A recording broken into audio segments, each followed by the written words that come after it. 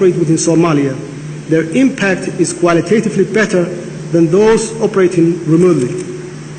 I commit to providing wherever you need from us to enable you to work from inside Somalia. Secondly, the leadership of federal government in Somalia and implementation of coordination of projects and programs is vital.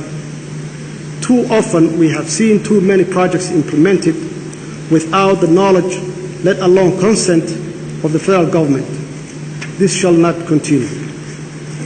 My administration will empower relevant alliance ministers to cooperate with you, and we will hold each other accountable to achieving the declared objectives.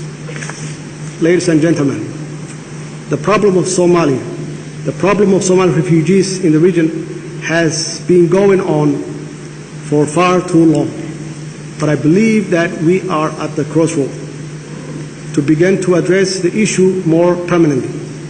I sincerely appreciate all the effort made by IGAD member states to find durable solutions.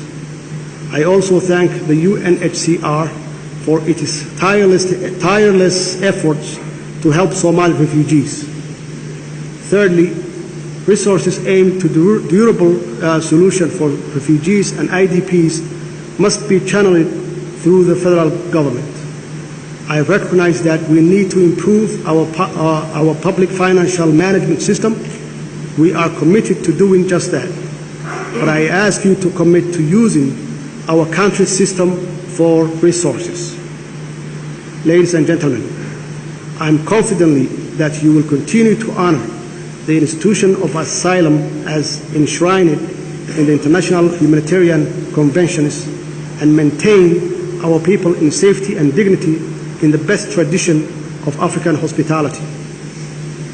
From our side, we will increase our effort to jointly achieve the objectives of this conference on the voluntary return of our people in a safe and dignified manner, and to provide durable solutions so that they can participate in the rebuilding of prosperous and peaceful Somalia at peace and harmony with itself and its neighbors. I thank you.